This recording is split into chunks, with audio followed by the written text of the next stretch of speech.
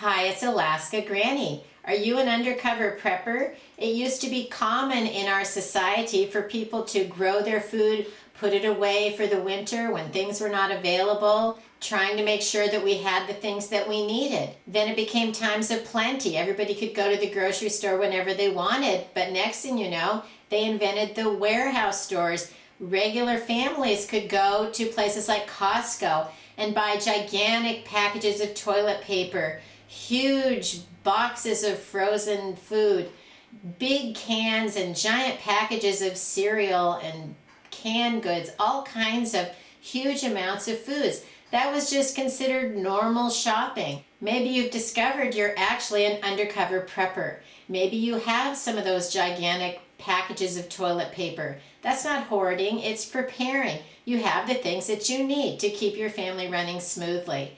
Maybe you have a freezer stocked full of food. It's because you enjoy feeding your family and having the things you need, not because you're hoarding or trying to keep others from having those things.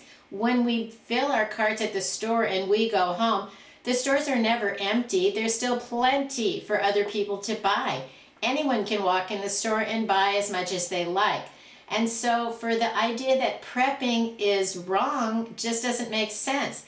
Preppers should not be vilified or called names or shunned or judged. Preppers are just doing what people have always done. They're having the things that they need in their home to provide for their family. Prepping is lifestyle insurance. Who doesn't want to come home to a warm meal? Who doesn't want to always have enough toilet paper? Why wouldn't you always want the soap and supplies that you need?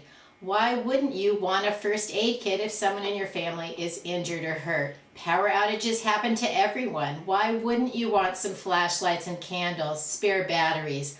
All of these types of supplies are reasonable and it just makes sense. So if you have the things that you need, perhaps you are an undercover prepper and you didn't even realize it. Let's go over what some of the basics are that you might want to make sure that you do have in your stockpile, just to make sure that you have all of your bases covered. Do you have enough food that you could provide meals for your family for several weeks? Do you know how to use the foods that you have?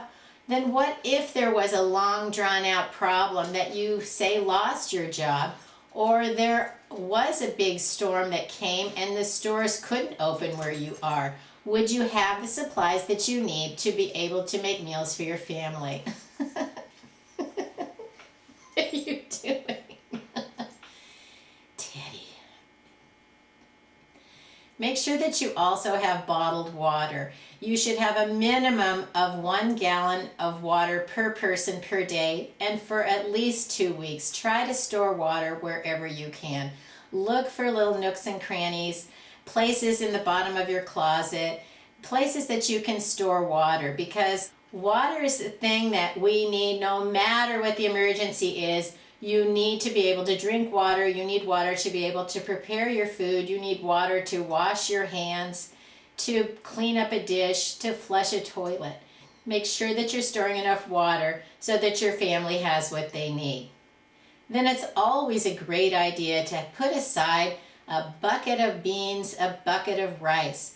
Beans and rice are so cheap to buy, and with a big bag of beans, a big bag of rice, you can make many meals that can keep your family going.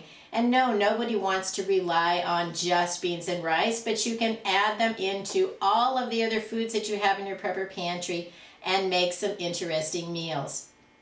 Beans and rice are also something that can last for so long, and there may not be something that you would be able to grow and provide for yourself. We can grow gardens, we can go foraging, but most of us don't have the ability to grow the amount of food that we could store with just a bag of beans and a bag of rice. So put some of those aside for your family. And if you never need it, that's okay. They don't cost that much. But if you do need it, you will be very thankful that you took the few dollars to put those foods aside so that you could ensure your family's well-being. Do you have a supply of flashlights and batteries, maybe a radio, oil lamps with the fuel, candles and matches so that you can light these things? Everyone needs a comprehensive first aid kit. Get a basic kit and then go even to somewhere like the Dollar Tree or the drugstore and go up and down the aisles. And if there's any over-the-counter medications that your family uses, buy a few extras. Have them in your stockpile. Stock up on some vitamins.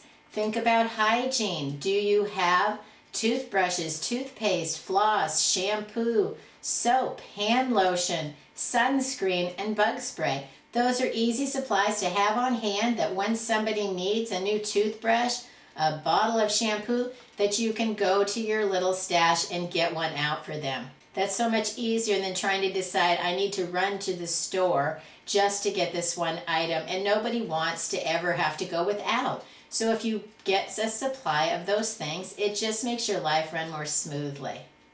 Next, think about cleaning supplies and hygiene. Do you have plastic garbage bags? Do you have laundry detergent? Do you have the cleaners that you use in your home? It's simple to have a few extras, and then you can reach for the supplies that you need on a day-to-day basis. Along with your laundry detergent, pick up a bottle of bleach. It's simple to purify water with a few drops of bleach.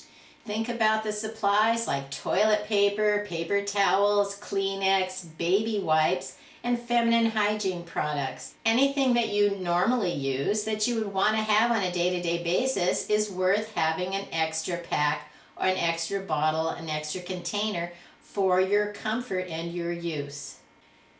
Prepping doesn't have to be all or nothing. Prepping is in stages, in steps. Have enough for 3 days, have enough for 1 week, have enough for a month, and have as many things as you need, as much as you can store, that makes you feel that you have the confidence that you can take care of your family for whatever amount of time that you need to.